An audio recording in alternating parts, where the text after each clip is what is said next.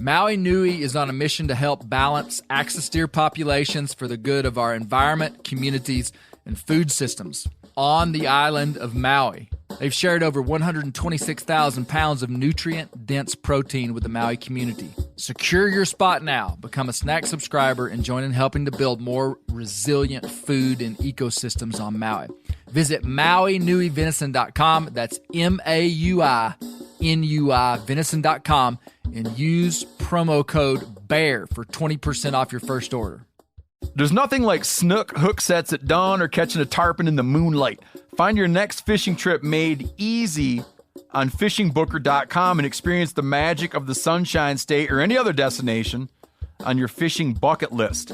Book a blue water adventure in search of sailfish or go snapper fishing with the kids.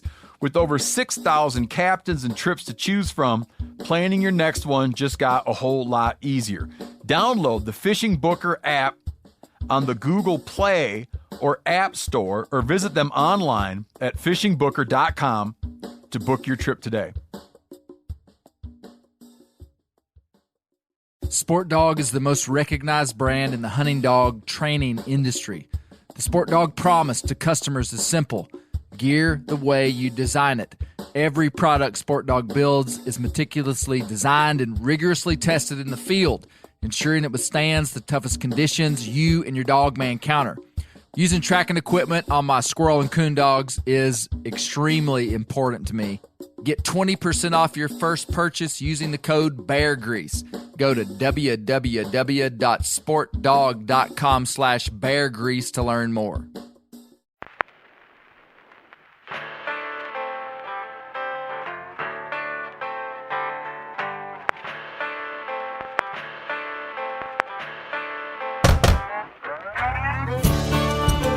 My name is Clay Newcomb, and this is a production of the Bear Grease podcast called the Bear Grease Render, where we render down, dive deeper, and look behind the scenes of the actual Bear Grease podcast. Presented by FHF Gear, American-made, purpose-built hunting and fishing gear that's designed to be as rugged as the places we explore.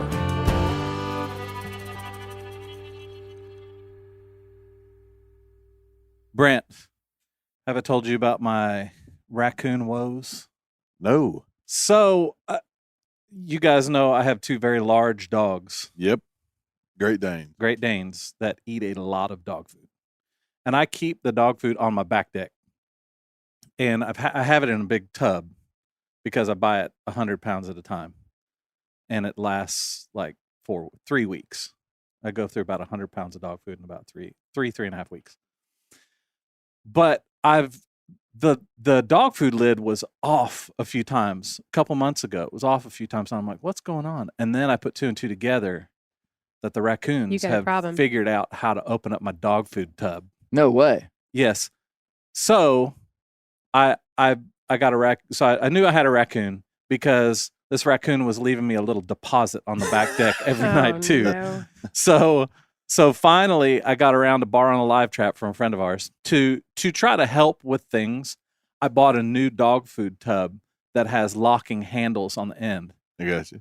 So I put the live trap out, put a little bowl of dog food in there on the little deal that on the springs trigger? the trap. Yeah. Mm-hmm.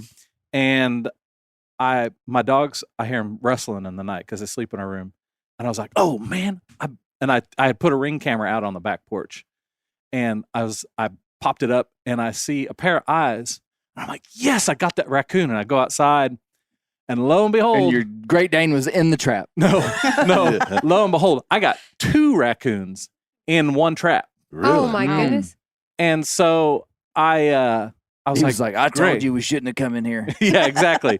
They look pretty young, so Yeah, kid, it's time for them to be. that the was ground. on Wednesday. When I went out there to check the trap, those sorry suckers had flipped the handles down on the dog food bin, and they were getting in there and getting dog food out of there first. Oh, Wow. that don't surprise me. And so I caught them. I was like, yes, all my problems are solved. Until that was on Wednesday night. Thursday night, the dog food bin is open, and there's raccoon tracks in the water bowl. I was like, are you More. kidding me? There's more. Yes. So I put the trap out again last night. And at 5 o'clock this morning, I hear, like it sounded like somebody was knocking on my door, like they needed to get in. Are you? And I'm kind of in a stupor, and I'm like, what's going on? And then I realize I got a raccoon, and I got that other raccoon. And I And go he out. knocked on your door? Yeah, he like totally knocked on the door. That was his lawyer. So I go out to the back porch and open the door, and what do I see?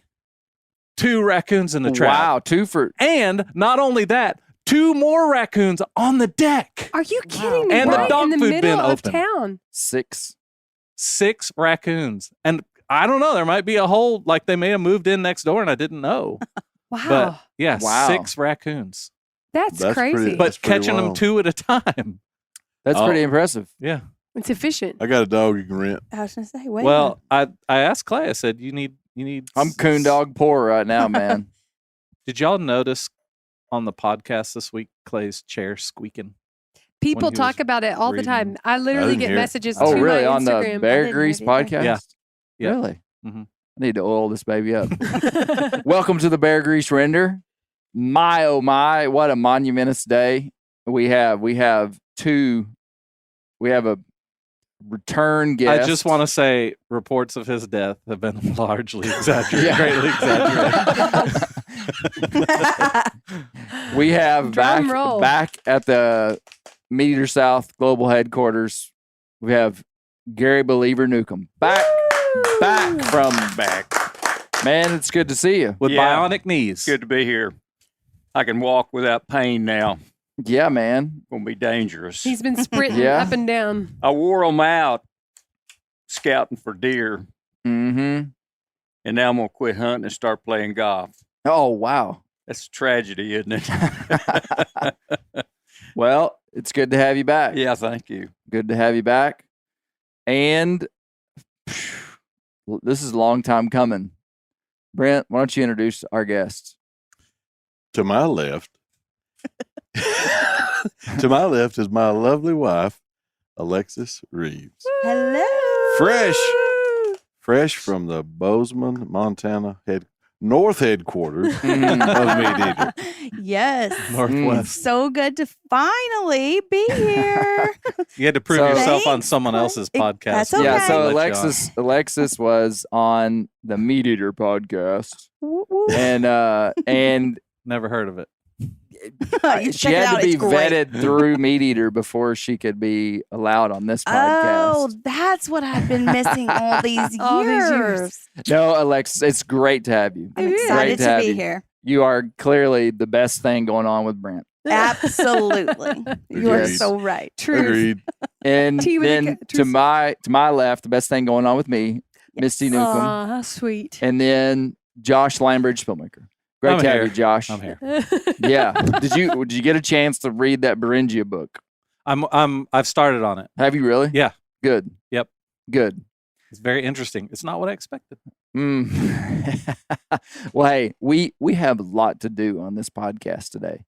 First of all, I would like to present the Reeves with some Newcomb Farm apple butter. Oh, We're big into So apple very butter. And nice. Josh, Oh, would I like get to one too. present You I love and apple Christy. butter. That is some good apple butter. Can't wait. And It I've is good. already given Juju and Dad That's a a that's jar a of good color. This is Good. That's the Yes, color man. you want your apple butter. Yeah. We've to had be a right bumper crop of apples. We really bumper have. crop.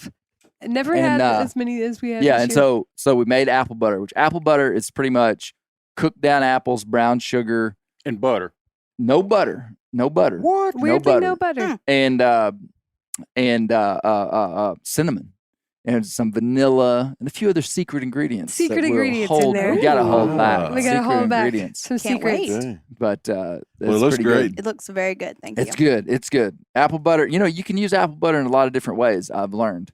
I've been using it like a side dish, kind of like on Thanksgiving, like cranberry sauce. Yeah.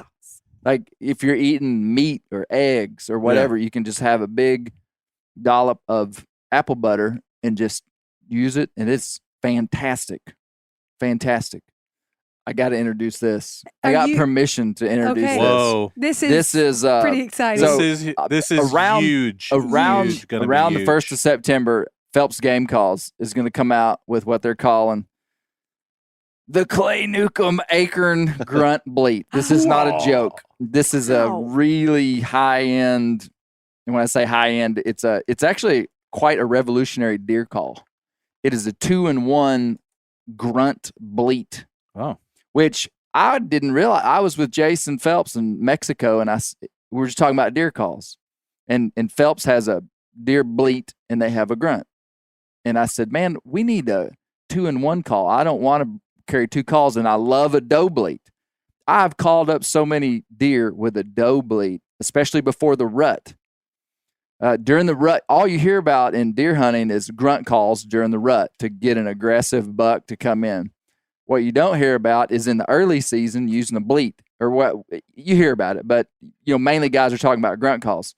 Well, I said, man, I want an inhale, exhale grunt call, and he was like, well, they don't make any. There isn't one, and they came up with a incredible design, and this call's about probably close 4 to 3/4 inches. It's probably longer than that. I was going to say 5.5, 6 inches, but it's got a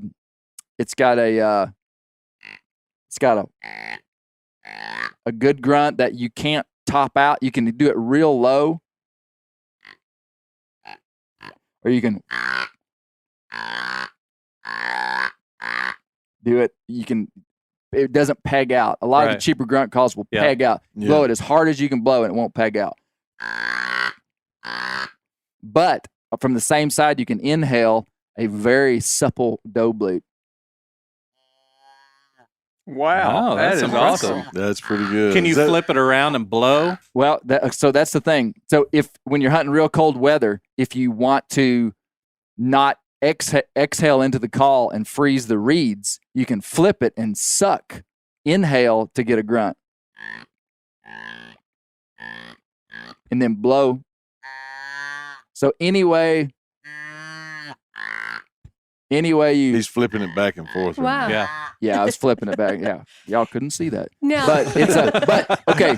So there's not a call like this. So in theory, you could inhale to get a doe bleat and flip it and inhale to get a buck grunt if you didn't want to freeze the reeds. Yeah. But what I like about the call is the can calls are so good. The little Yeah. Primos can calls. Yeah. I mean, they really Yeah. are.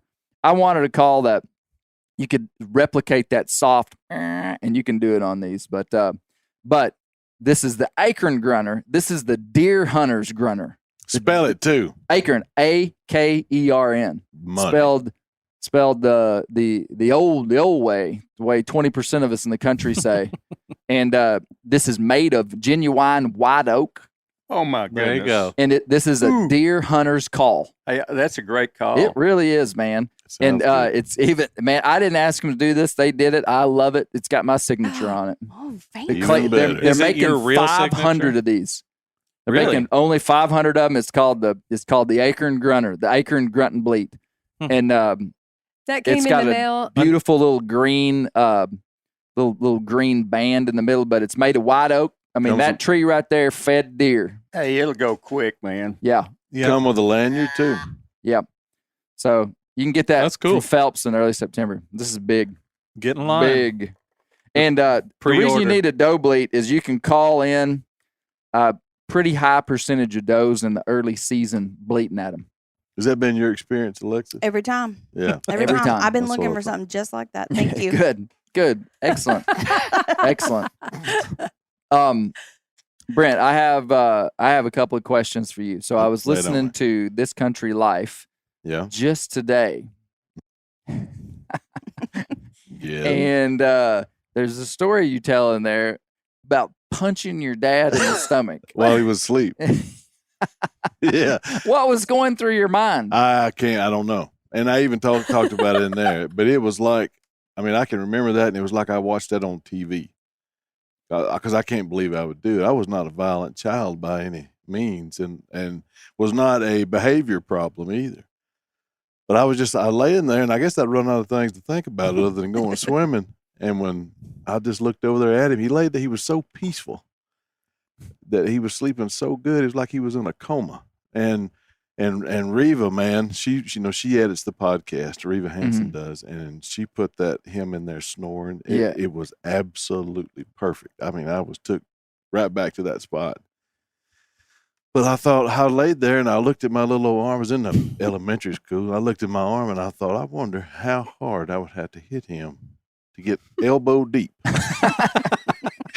And so I just sat up on the edge of the bed. He was and you are no more relaxed when you're in that first 10 minutes of real good sleep. I mean, you are out because his breathing was just like the ocean, man. It was just flowing, just easy. I just sat up on the bed and as hard as I could, I tried to put my fist from his belly to his backbone. And let me tell you, regardless of how good your daddy is sleeping or what kind of state of comatose he's in, he comes awake pretty quick when you do that. And I got 2 steps away from the bed, thinking right then the best place I could be was anywhere that he wasn't. And he caught me. And I just thought, I'm dead. He's going to kill me. But he didn't. Obviously, I lived through it, and he didn't. What even did want he me. say? That's part of the story. So this is a story on This Country Life podcast. It's about swimming holes, and the climax of the story is his dad takes him swimming after this. Okay, Yeah. But his dad wanted to take a nap before they went swimming. We'd been fishing that morning. We spent the night. Yep, brim fishing. Yep. Caught a big mess of fish and went and took them up there and cooked them for dinner. Some folks would say lunch. They'd be wrong. And then he said, as soon as we get this kitchen cleaned up, we're gonna rest a minute and then we're gonna go swimming. Well, I knew rest a minute was nap, and I ain't about no nap. Or let me rephrase that. I wasn't about no nap then. Yeah. How old were you? I see the value of it. I don't know. I was in the 5th or 6th grade. Okay. So Alexis, Yes. what were you thinking when you married Brent? I don't know. How long have y'all been married? Thinking about it. What we told Steve, 12 years, I think is what we told him. that's what we're telling people. That's what we're telling people. 12 Because years. I think 12 that's years. accurate. But I'm a little worried about this story about him punching his dad during nap time because I'm a big napper. And you're concerned. I'm a little He might- concerned about this, and maybe this is why I haven't heard that story yet. And yeah, you haven't heard this story. You told me that story before. Yeah. You have. When it came on, I remember you didn't give me the context of swimming holes. Yeah. I remember one time you saying you punched your dad in the stomach while he was sleeping. Yeah. Yeah. I never did anything like that after that, before or after. So I don't know. It was. Mm. Did you ever punch your Brent. dad, Clay?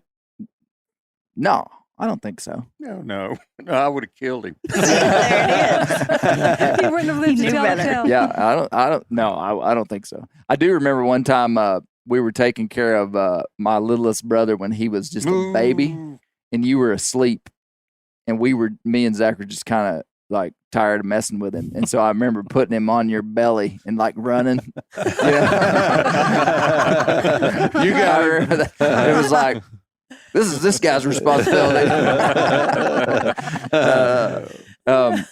No, okay, Brent, tell me. So since Alexis is here, and tell me, I remember one time you told me. So Alexis is kind of a city girl. Am I right or am I right? Very No, accurate. Very much so. Okay, and you told me one time that you quoted the words to a Loretta Lynn song to her, telling her a story, and she thought We hadn't been married long, and it was coming before Christmas. and- Before the realization. It Yeah. And it was before Christmas, and long before we ever had Bailey, and she asked me something about a Christmas ornament. She said, "Do you have a special Christmas ornament from when you were a child?" And I said, she kind of looked over at me, and as sad a face as I could put on, I said, "No, we didn't have Christmas ornaments. We were poor." And she said, "Oh, and just like, oh, I'm not going to go there. It's obviously a bad place." And I said, now if I can get their lyrics right here, I said, in the summertime, we didn't have shoes to wear. She said, "You didn't?" I said, "No." I said, "But in the wintertime, we'd all get a brand new pair." She said, "Oh, that's good." I said, my mama would order them from a mail order catalog. She said, "Really?" I said, "Yeah, it was money made from my dad selling the hog. She said, "Did you grow up on a little house on the prairie?" And I said, "No, that's the lyrics to Coal Miner's Daughter." And she ain't trusted a thing I've said since. She called me an idiot. She said, "You idiot." Josh, can you play us that song? Do you know that song? I know of it. I've never played it, but Yeah. So, Dad, yesterday was your 50th wedding anniversary. 50 Oh, years. Congratulations. Is that right? Big deal. Yeah, quite a deal. How have you kept Quite a Judy deal. with you for that long? You must be quite the She charmer. got married in 1973. 73. 73. Yeah, August, I believe. Yeah, 50 probably. years. Yeah. That's pretty August. good, man. That's got to be Yesterday. the longest hostage case in Yeah. history. Yeah, I tell you what, it's been terrible, but we suffered through it. Now, if you know Miss Judy Newcomb, she's a real sweetheart. Oh gosh, yeah. So Mhm. anyway, I've Good. been real blessed to have Judy Newcomb. Mm-hmm. So was I. Pretty fortunate. Yeah, y'all are lucky you had her when you were raised up. She was the kind of mother that she wouldn't discipline or whip or anything. It's all love. And then on the other side, it was me. So it made a good balance, really. Good cop, Mhm. bad cop. Good cop, bad cop. Yeah. Well, congratulations on 50 years. That's big. Thank you. It's a pretty big deal. Really big deal.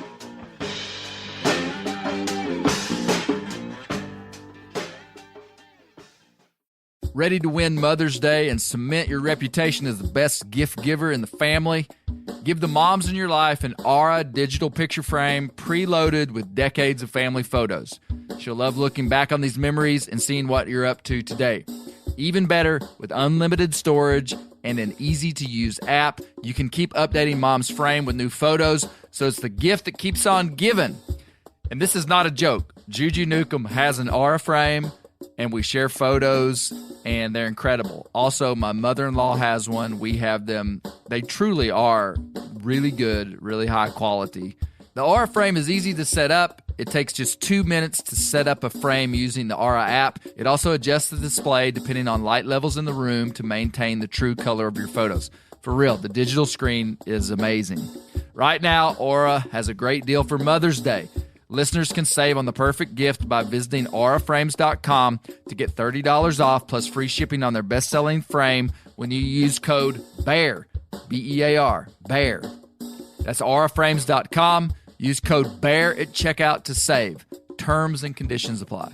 The old-timers say that the turkeys start gobbling when the leaves are as big as squirrels' ears and the red buds start popping. And we're about there. And we are there in the South. The onX Hunt app is one of my most valuable tools in the spring woods.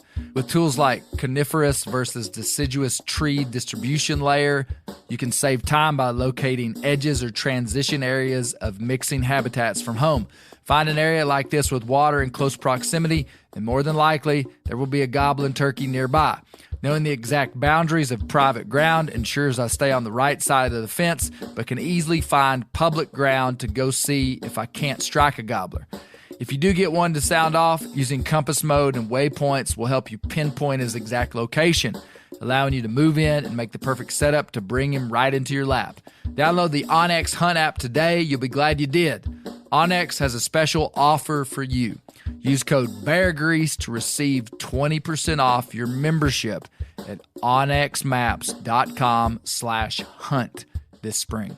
Whitetail Institute launched the food plot revolution in 1988 with a concentration on research and real-world testing of forage products specifically for whitetail deer. Whitetail Institute's research and development team of agronomy experts provide effective, personalized service. I've been using Imperial Whitetail Clover for a long time in a food plot back behind my house. In 2007, I killed the biggest buck of my life over an Imperial Whitetail Clover small quarter-acre food plot. Imperial Whitetail Clover is the only clover scientifically developed through years of selective breeding. Clover Extreme genetic stability provides extreme cold tolerance, disease, and drought tolerance. It really does. Clover is coated with Whitetail Institute's Rain Bond, a polymer coating added for enhanced seedling survivability. They have an exclusive offer for Bear Grease listeners, 15% off Imperial Clover when you use the code BEAR at whitetailinstitute.com. That's whitetailinstitute.com and use code BEAR for 15% off. Alexis, what was it like being on the Meat Eater podcast? So Alexis, have we already said that yet? Alexis was on the Meat Eater podcast. Yes, but you can never say it too much. And in reality, I just said hi and how many years I was married to Brent. But I was you were there talking about dire wolves and all kind of stuff. Correct. And I love dogs. So it was great. I learned a lot. I did learn a lot. It was fun. I was honored to be there. It was awesome. Brent's little video kind of went viral on Meat Eater's TikTok. Just showed it to me. Talking about cats eating the nose off of dead people. Yeah. Weirdly, I've actually heard you say that before. Yeah. You were the first It's person I've always ever been true. heard say that. Well, I just thought I saw what was happening is I was just scrolling through and I saw if a cat. And I was like, Brent's about to tell him that cats eat dead people. The words came up, and I was like, oh, man. Yeah. And so I paused to see if you did, and you did. And I thought, that's the nastiest thing. I wish you wouldn't tell that you story. See it. I wish I could forget it. Misty Newcomb loves cats. I actually hate cats. I wish I didn't, and I don't know why I do. And I've had some real extreme responses to cats. When we first moved out here, this was just kind of a wild place. Like we didn't have. Oh, yeah. And I think Clay my dad he didn't like cats. And so every time we'd see one, he'd be like, oh, I hate cats. And so Clay just thought, well, that's why Misty doesn't like cats. It's just kind of like a family culture thing. And so he always told me, I don't want you passing that on to our kids. There's no reason to hate cats. So we're not going to hate cats. I hate cats, but there's no reason to just be like afraid of cats. Yeah. So I would always just try to keep it under wraps, And when we moved out here, there wasn't a whole lot going on out here before we got here. We had to clear out land. And it was still kind of wild. You would see all sorts of animals coming around, and usually that was fun. Well, the girls were little. They were 3 and 2, and Bear was a newborn when we moved out here. And we were coming in, I think, from getting groceries or something, and I brought Bear in. He was asleep. I brought Bear in, and I left the door open so that the girls could come in behind me. And as I'm walking up the stairs, I see a cat that was abnormal. I mean, it wasn't like a normal cat. Its tail, it was mangy. It had blood on it. Something had happened to this cat. And rather than meowing, it was barking.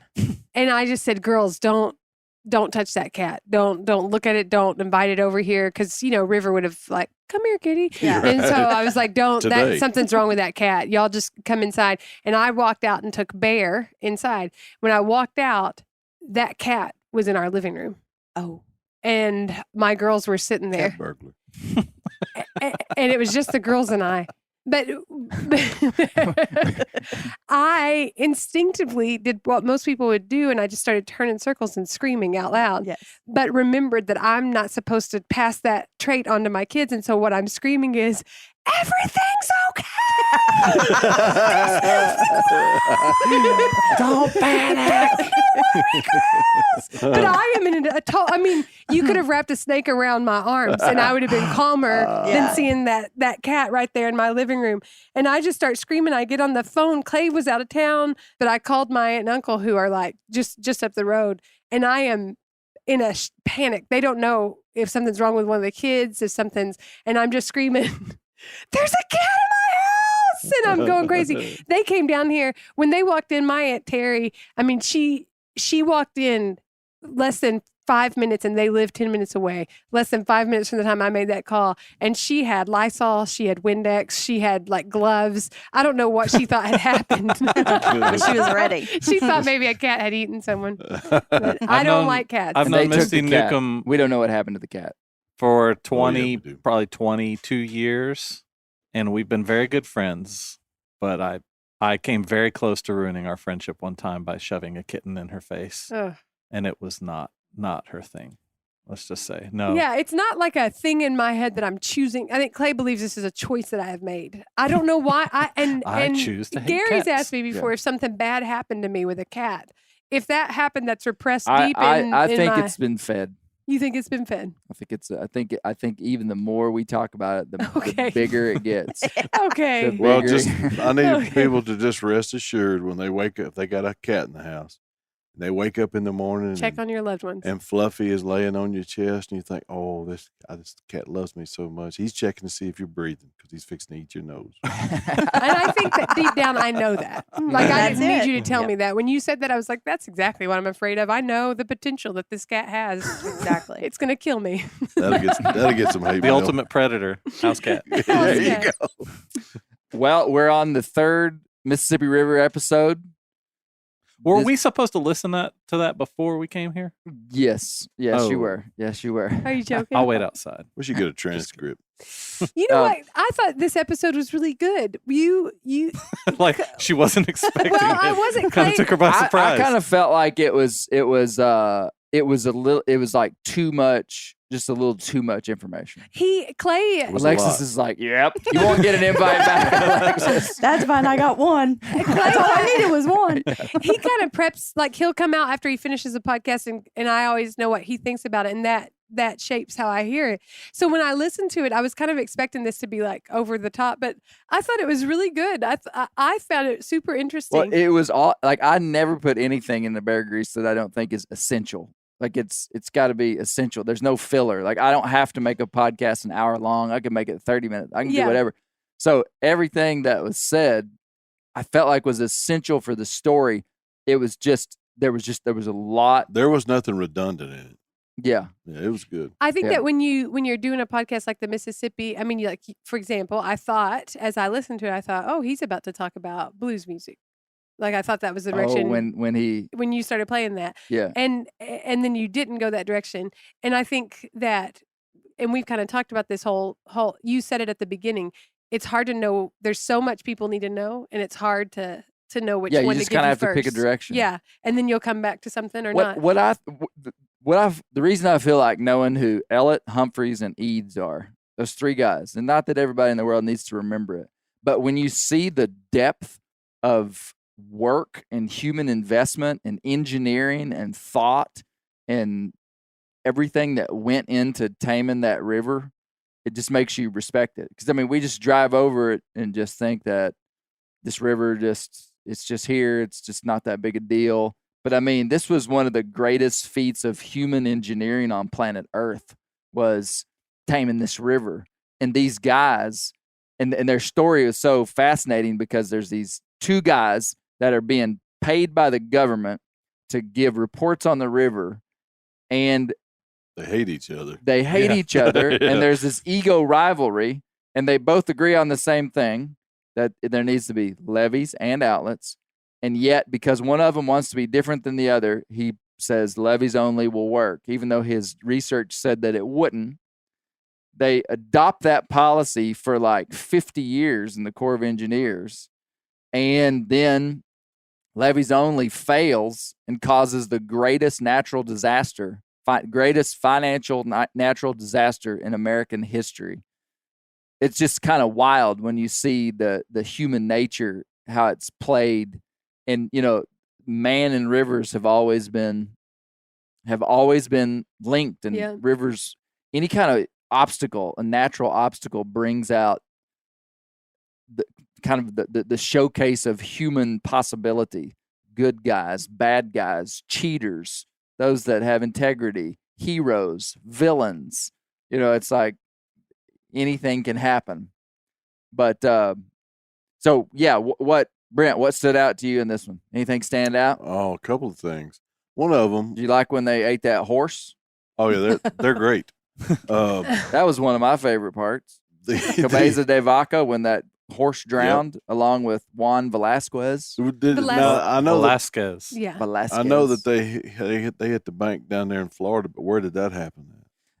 So the first inland journey into what is now America from Europeans Right. was down kind of in south central Florida. So you don't know? I'm asking what river. Do you know? Did they know Oh. what river it was? It's in there. I don't know what. Okay. river. I offhand, I don't. But that wasn't what I was talking about. I thought about that when it happened when I heard it. But the bureaucracy and both of us having, I'm not going to steal Alexis' thunder here, but knowing something doesn't work and going on with it anyway Yeah. and putting money behind it and sweat equity and people in there, and it failed miserably Yeah. and catastrophic to, I mean, forget the farms, just think about all the people. Mm-hmm. I mentioned on I think render number 2 about my grandfather going over there. Are we ready to get into that part? Sure. He talked about that. He would have been about 14, or he would have been 14 when they went over there. He was born 1913. 14 when they went where? When they went over there to help with the flood. Okay, well, yeah, tell us. Yeah, We don't no, remember. I'm sorry. My grandfather was born in 1913, and when the flood happened in 27, now he lived in southeast Arkansas where I grew up, Mm-hmm. and they were taking boxcar loads of folks and truck loads of folks over there to help, not Mhm. only with rebuilding but for recovery. And he said they did a lot of that, recovering bodies and stuff over there, and some folks Wow. they never found. And he said, as a young man, he said it was absolutely horrible. He said Hmm. it was. He said it was like it wasn't even. He said I'd never seen anything like that. Now, he didn't fight in World War II, but he said he would have to imagine that that's what it was like Hmm. for those folks seeing that. And he said it was just absolutely horrible. Hmm. Just whole families, some whole families gone, Yeah. and people walking around trying to find loved ones and neighbors, and Yeah. he said there was it was just like a clean slate of Wow. mud, Mm-hmm. nothing there. Man, I've always had a pretty strong philosophy about not living near big rivers during the times we live in. I mean, for real, like I don't want to live near a big river. I think you and Alexis, risky where you live. Risky. I don't want to live near an ocean. Who in the world gave you an idea that ocean wasn't going to jump out of those banks and come swallow you, your house, your family, and your mule? Yeah, every September. Mm-hmm. Yeah. Yeah, the end of time's not a good time to be living on the coast. Well, the end of times, pal, you ain't gonna be safe right up here in Northwest Arkansas. Good point. Good point. True. Alexis, what do you think? Well, we were talking about this on the way up here, and in all honesty, I have no idea about it. And about the this flood. You never heard I of had it. never heard of it. Yeah, And I sure. guess what I've decided, as I'm listening, I'm thinking, why? Why do I not know about this? It was obviously a big deal. And I guess it's because I wasn't raised here. Mhm. I lived in Texas. That in no way affected anywhere Right. where Closer. we'd be learning about it. Yeah. Know. Well, it's not surprising to me that people wouldn't know about it. I would not have known about the flood of 1927 if it hadn't been for John Barry's book. Honestly, I mean, Yeah. so I don't know that that's that Well, my only, surprising. they wasn't taught in school where I grew up, but my only key to it was my grandpa talking about it. Mm. And my grandparents, they lived in the Delta area, so I'm sure they did know about it. And my parents were raised in Arkansas, so they probably did. We just was never talked about. And so when we were talking about it or listening to it today, like, wow, I've really missed out on something. I had no idea about this part of history, and so I learned something. I did learn something from your podcast. Oh wow! All Incredible. of it. I Winning. learned all of it You learn all Everything and all. everything you know about it. today. So yes, Alexis, you work in we won't say your specific job, but you work inside of systems where in bureaucratic structures. right. Would you say that something like that could happen today? Absolutely. It happens every day. It's just not with a river. I mean, they're Mm. continuously making decisions knowing it's really not going to work. But we do it anyway. We do it all the time. And so, but it was interesting listening to your, that was way back then. Like 1927, Mhm. they were making those bad choices. Yeah. And you think, well, 1927, 2023, why are we still doing that? Mhm. We haven't learned anything during Mhm. that time that, hey, maybe we should have, Yeah. our instinct was correct. Maybe we should really think about before we do something. So that was Yeah. very interesting. We did talk about that. And just to clarify, when she said we, she didn't mean the place where she works. She Right. means the Yeah, yeah. bureaucracy as Yeah. a whole. Yes, Yeah, this is for course. sure. Well, I actually read a psychological study and listened to this whole podcast that really talked about the difficulty of backing out of a bad decision. Right. So it's Yeah. not just like political structures. It's Yes. it's everywhere. That- Absolutely. That even in business where profit is king, it's very difficult to step back. Yep. If you've attached yourself to an initiative and you know it's going down and it's not going to work, it's very difficult psychologically. You actually have to train yourself Mhm. to step Right. away from bad decisions Yeah. because you kind of attach yourself to an initiative. So in this case, it's a little different because this guy was like actually created.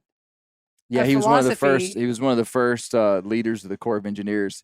I will also say, just in defense of, I mean, the whole podcast was kind of about this struggle with knowing the right answer, but something else happening.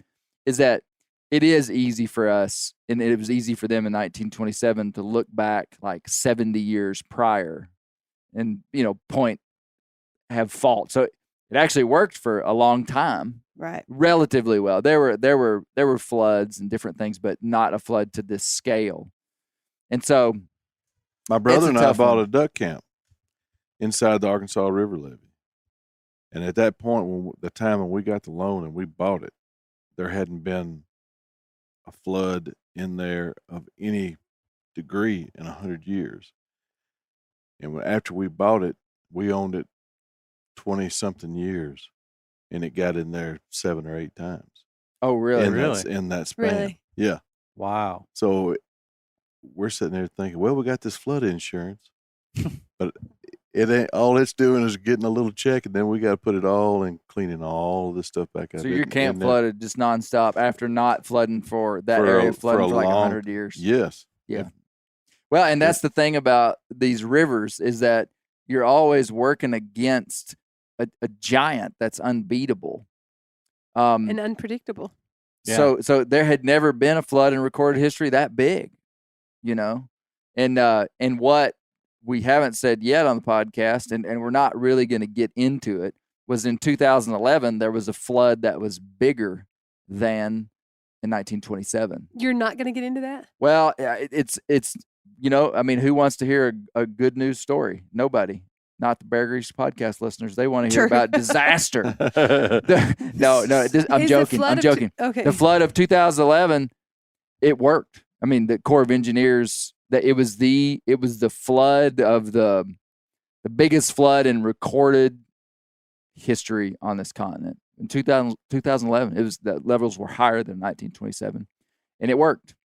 They have floodways. I have great appreciation for the Corps of Engineers. Oh, when I did this, I didn't want it to sound like I was throwing the Corps under the bus. I mean, it's just an interesting story. Yeah. But I mean, what they've done with the river is incredible, and it worked. So, and it's Thanks to it's- the Corps of Engineers, I've got a trout I read a fishery. whole book about the Exactly. flood of 2011. And what they did during that time, they saw what was happening. It was this perfect storm. It was high snow melt in the Rockies, big rains in the Ohio River Valley. I mean, it's not just like raining in southeast Arkansas and Memphis that makes it flood. It's all these factors way up in the drainage basin. And so what they had to do was in multiple places blow up the levee at floodways. So there's places where they have dynamite embedded in the levee,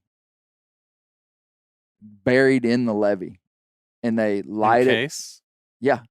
Ready to fail-safe. blow the levee up. And so it diverts the water in a strategic place that goes in and floods these huge areas that are primarily agricultural areas. And if you live in a floodway, like it, you're like, hey, you can build a house here. This is a federal floodway. That's the way I understand it. And you just kind of bank on your house may flood, or you build your house up like these deer camps are, built up on stilts.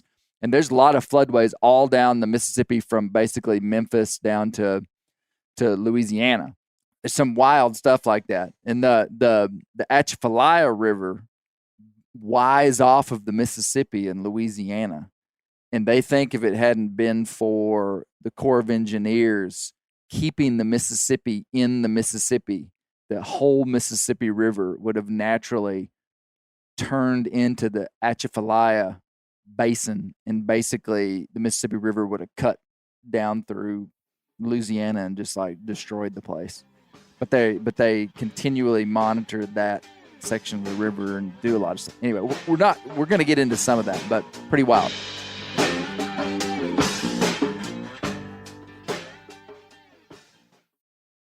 Ready to win Mother's Day and cement your reputation as the best gift giver in the family?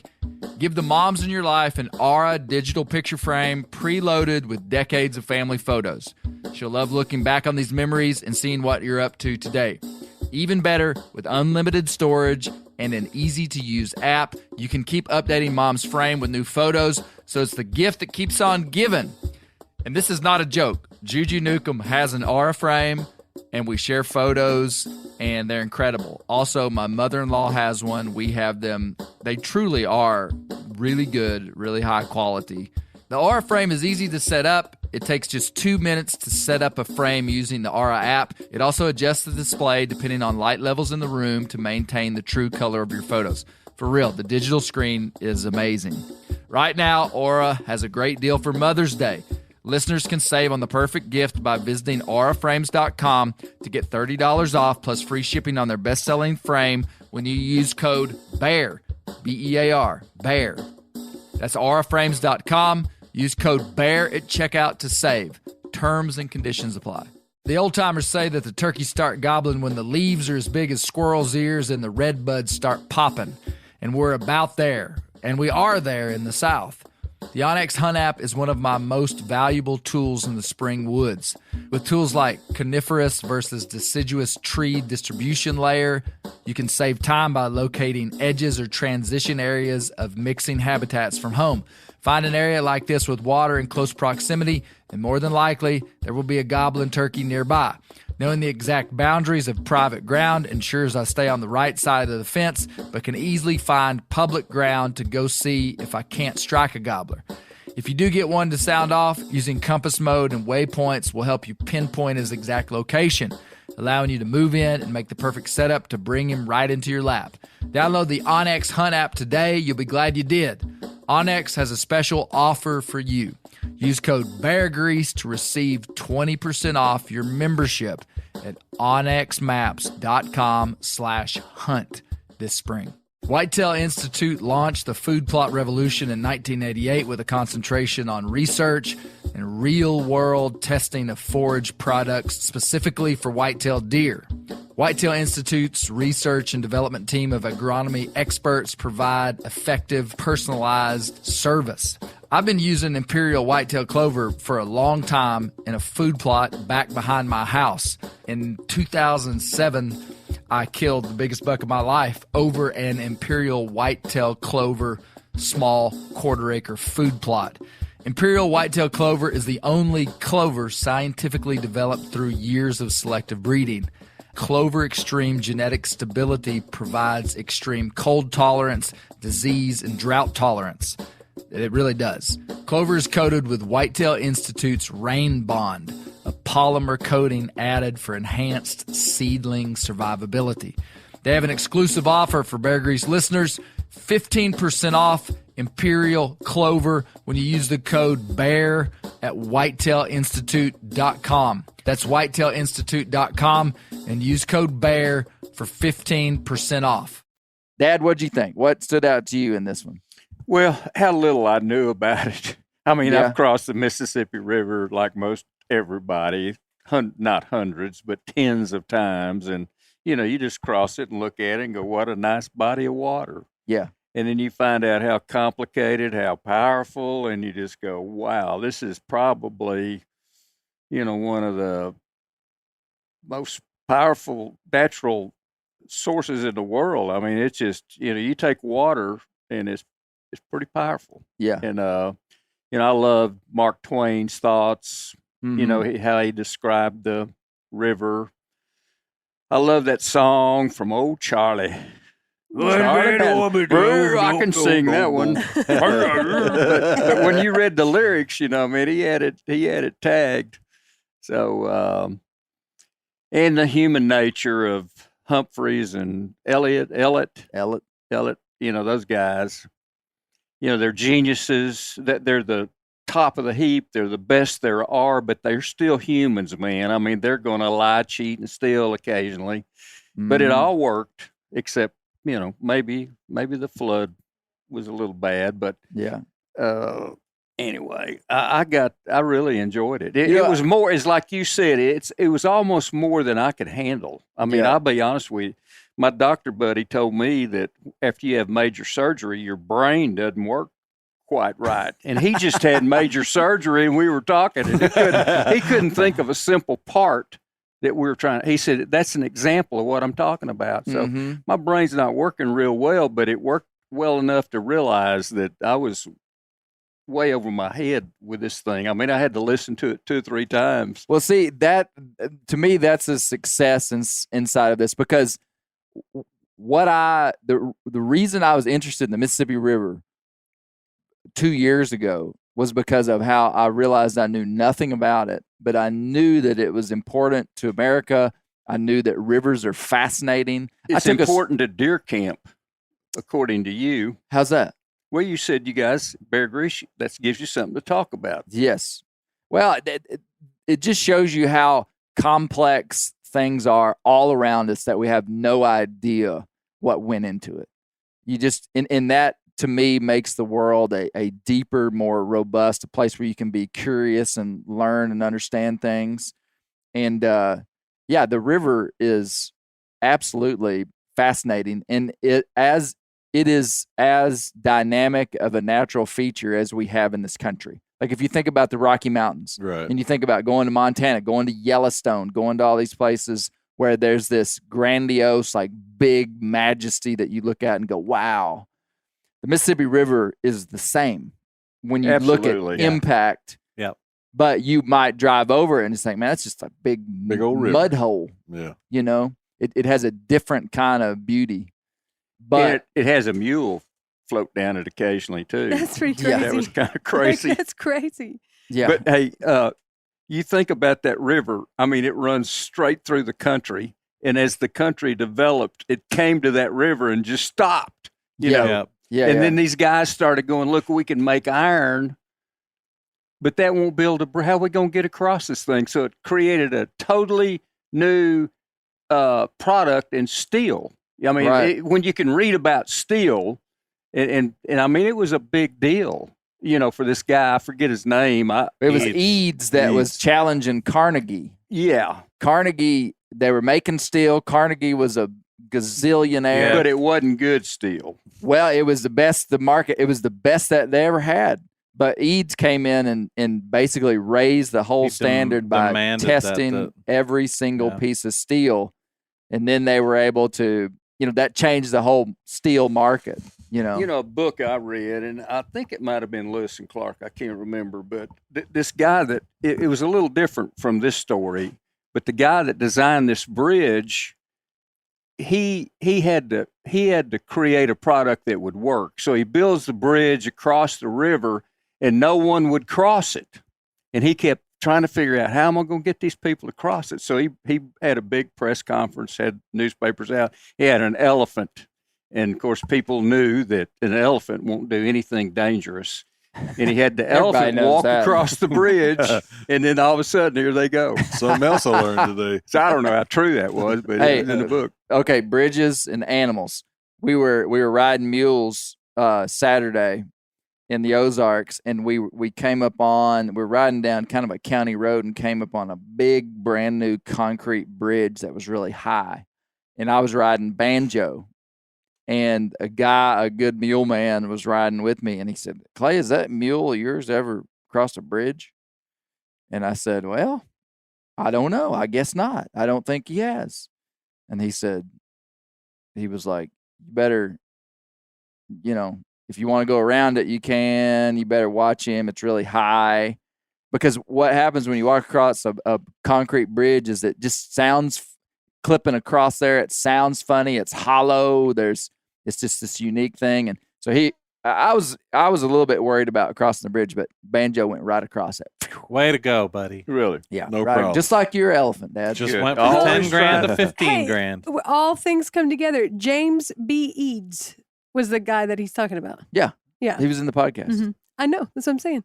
He But was the one that but made the elephant? Yeah. No way. What's his Yeah. name? The Eads Bridge is a 3-arch steel truss bridge. It was Eads from this. Eads is the one that had the elephant. Oh, okay. Okay. I asked John Yeah, Barry for some about reason, that. I thought his name was Scott, but I'm sure. You sure Eads was the one with the Yeah. elephant? And listen, I mean, I'm on the St. Louis Bank website in the mid 1800s. Okay, that's Yeah, it. That's our James boy. Buchanan Eads had a learned distrust of riverboats and deep determination, a necessary combination to construct the unbuildable bridge. That's our boy. That was the highlight for me. Where'd he is get the I- elephant? I Oh, love yeah, Eads. Come on, dude. It's like 1850. Missouri. Where you Missouri. get an elephant? Come on now. How'd you get the elephant? over there? Missouri? Yeah. Him, I guess. I've always had a fascination with craftsmen and structures, and listening to that part of the podcast was just fascinating to me, thinking about this guy. I had actually never heard of him before, and the way that John Barry was talking about his intellectual prowess and genius, I found it surprising that he's not a more common name. Well, he's, Exactly. I think it just goes back so deep, and there's only so much that, a person can kind of file away in their brain. But Yeah. he's up there with the great engineers and inventors of Right. America. Well, the dude taught himself calculus, Yeah. and I couldn't have somebody that knew calculus couldn't teach me calculus. I just have great appreciation for structures that stand the test of time. Can you believe that bridge is still? I mean, I in think operation? that's fascinating. Yeah. And hat tip to Mr. Eads. Mr. Eads. Well, and I thought it was interesting that in Mark Twain's book, Life on the Mississippi, he directly addressed Eads and tried to cut him down at the knees. Like, you think about writing a book and you're a best-selling author, and you are not just an author like you would be today. Today, you're an author, and there's there's also Netflix, and there's social media, and there's all these different avenues to get media into your Yeah. brain. Back then, books, newspapers, there wasn't even radio. Yeah. I mean, and so Mark Twain is like the biggest guy in Yeah. America, and he calls out Eads in his book as a guy that thinks he knows it all but doesn't. And so Twain called it. He was like, "You can't control this river. You're never going to be able to control it." And I felt like it was important to put the Mark Twain stuff in there. Oh yeah. First of all, you can't talk about the Mississippi. No. obviously there's a lot of people that have read Mark Twain. Maybe this is a surprise to you, Josh. I have not. I didn't haven't read it in read much school? Mark Twain. It was required reading. Yeah. Yeah. It was I for haven't me read too. it. It is for our Yep. kids too. Yeah, where I came from, they never made me read Mark Twain. That's surprising. Yeah. I don't know. But I felt like reading those sections, they were so witty, and you see Mark Twain, he was so enamored with riverboat pilots and how they had to navigate, which was pretty wild. And then his my favorite part was when he talked about how science, back in the day, Right. he was ridiculing the most modern science, basically saying that scientists change their minds all the time and use inaccurate things to get the spiel I made about science It's there. a pretty good. It was a good spiel. Well, it's not that, there's one extreme of not trusting science where you're a flat earther and you just don't think science even Right. matters. I'm not there at all. I'm a big fan of science. Much of some part of science is kind of making the best speculations of what we can for the future based upon what we know or think happened in the past. And I mean, if there's one thing that is certain in science, is that it really does constantly change. Yeah, it's Constantly. And that's okay. That means it's working Yeah. and that we're progressing. Anyway, soapbox. It's kind of funny when people say you've got to trust science, and they kind of belittle people who question some aspects of things that are coming out. It's okay to question that stuff, but it's also when people treat the scientists as if like they're not credible, or they're not intelligent, or they've got some sinister motive. That's also wrong, because that's just part of science. That's part of discovery. Is you gotta run some tests, and all you're saying with science is, in this test, this is what it looked like. Yeah. That's really all you're saying. Yeah. And you can generalize that out in other ways, Mm-hmm. but in every you put a lot of those little rocks together, you get a little mountain. Yeah. Well, but what I'm always saying on Bear Grease is that there are some parts of the human existence and life on this planet that will never be measured by science that are more real than gravity. Yeah. I could if you get a tattoo for Bear Grease, write that word for word. Have someone look it over grammatically to make sure it makes sense. But that's the truth.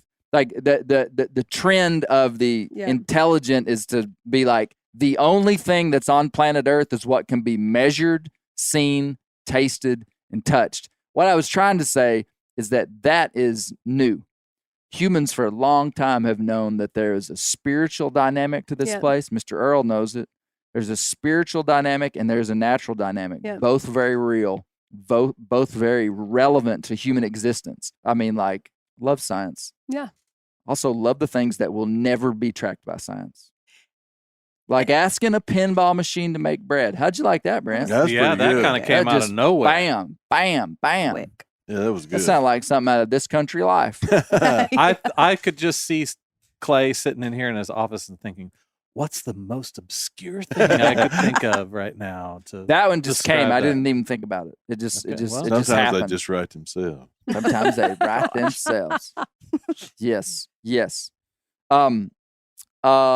Testosterone. Any comments on the testosterone part? We're getting some eye rolls.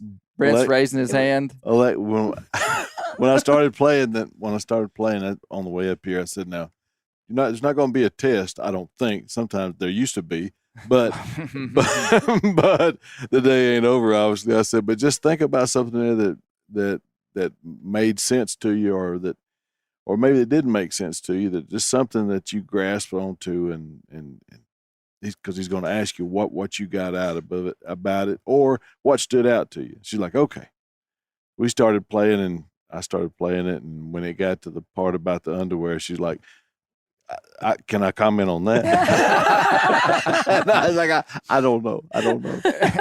No. Chrissy asked me, she goes, "Is that true?" And I said, "I don't know." She's like, "Is he talking about boxer briefs?" And I was like, "Well, I guess." And she's like, "Is it the same with whitey tighties?" And I said, "I don't know, babe." Well, tight men's underwear would obviously be whitey tighties. Whitey tighties. Yeah, no, it's legitimately It there was are funny, people. man. In my podcast, I talked about me and my dad stripping down to our boxers. Yeah, Yeah. So to take a nap in the heat. Mm. Anything you want to say about boxers or They're whitey great. I agree with you. Well, Can I say something else Sure. that I learned or that I like? Because we talked about this too. Is the political part of it always dings for me when I'm Mhm. listening to something Mm-hmm. because I love it. I mean, that's my life. I like all that kind of stuff. And the Hoover, Yeah. that was so That was fascinating pretty- to me. I had no idea about, because you never hear about him as a president. I'm a big president person. I love that history. I love to learn Mhm. about it. I knew about the voting, because of Lincoln, all of that made sense because of what I've learned. But I did not know that he was such a big part of that. And he had, deceived and, all of that makes sense. Right. But I didn't know any of that. So that was very interesting. Well, that's a good thing to talk about is the things that flood influenced in America. And one thing John Barry said is that it got Herbert Hoover elected president, and he was a hero of the flood. Right. There was a lot of good things that he did. He was a genius, as John Barry said. Right. But then, and then And he flipped it's the so switch. interesting that it changed the African Americans from the Republican to the Mhm. Democratic Party. Yeah, Yeah. I That had was like no idea. the point when it happened, Yeah. which is That was interesting. crazy. Mhm. I just didn't know. Like, it was neat. That was neat to, Mhm. to learn about that part of history Mm-hmm. that I didn't know about. Misty, did any of those 5 things stand out to you? The five The things. 4 things. Well, I did like I think the. there were 5. I appreciated your spiel on Mark Twain and science, and we've already covered that. I thought I did not realize that they kept the black families hostage. Yeah, I didn't know that that was either. total news to me. I knew Mhm. about the Great Migration. That Mhm. I mean, there's a lot of like that's a really big part of history. But what's interesting is that I've actually taught about the Great Migration, but you always teach about it in the sense of where they went to and where people moved to, and kind of what was pushing them not there. why they. When you why think they about came. it in terms of Jim Crow laws and the inhospitable South, but boy, that was a whole different level. I didn't know any of that. That was news to me. So I thought that was interesting. I agree with Alexis. I thought the Hoover thing was interesting. Probably my favorite part of the whole thing was when you were talking about Mark Twain. I enjoyed hearing his readings. I hadn't heard those, but I thought the part about spirituality was interesting. And yeah, Clay likes to talk about testosterone a lot these days. When I listened to it, I was like, good grief, we just had this conversation just like over coffee this morning. And so, yeah, I didn't know that I was getting teed up to hear it on the podcast Teed. again. I like when you said that. Oh. Teed up. See what you did I there? wish I was that clever. Get teed up. I told you they just write themselves. In John Barry's book, it talks a lot about what happened on those Levee refugee camps, the murders, the incredible. There was a time when they said that a mule was worth more than a person on that levee, and there was it got really wild for a long time, and that river was up for a long time, and those people were on the levees, and they wouldn't let the black people leave, they would let the white people leave, and it all went back to that thing to Will and Leroy Percy, those guys who, it's like there's good and there's bad. Yeah, but that those was kind of guys- crazy because they were so. Well, Yeah. it's kind of like, it got down to, as they say in the cattle industry, down to nut cutting time, and Leroy kind of showed his hand about really where he was at. That's why motivation With, matters, because like you could see just this one section Mhm. from was it podcast at number 2, Right, when it talked about and the you Percys think, okay, well, and- these are decent people, but Yeah. then you listen to part 3 and it's like, well, they did some good things because they were motivated by this, Exactly. and therefore the motivation is what actually matters the most, because here I When wouldn't they use really I wouldn't needed it. use the terms that Clay just used. Testosterone again. I mean, here we They're go real again. ballers. That's But it really showed their motivation, and that actually, because that's their motivation, that influenced their actions in a different way. Yeah. It. I mean, but Puts a the stain thing on the about whole the story. Percys, though, is that they declared they never tried to hide why Their intention. they were like, we're going to build an empire. We need labor. We need to empower these people so they'll stay here. But then when they wanted to leave, that's when the Percys were like, hey, these guys need to stay here for the farms and for everything that's going on. So yeah, no, it's an interesting story. We've got one more Mississippi River podcast, and it's going to be Okay. totally different. It's not going to be deep and heavy and old. It's going to be about Oh, fish and good. turtles, and Oh, there's a little Pretty near death flowers. inside of it. it's got what? There's one near death experience. Get ready. Foreshadowing. Go ahead. Well, one of the things that I thought was interesting too, when they were talking about the year before the flood, and everybody was like, hey, if it rains anymore, Oh, Yeah. we're going to be in trouble. Yep.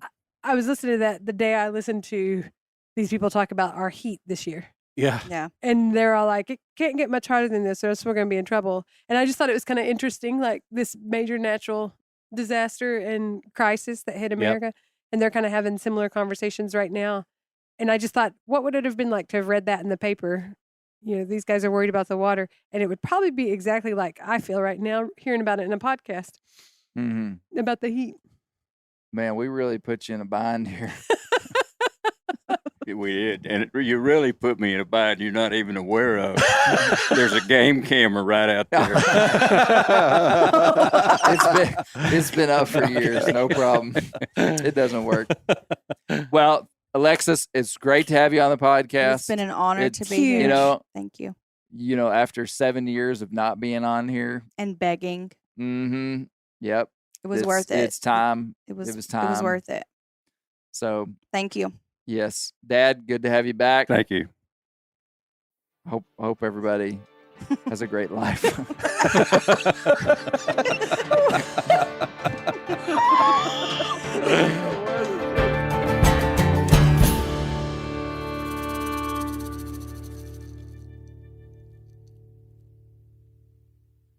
Sport Dog is the most recognized brand in the hunting dog training industry.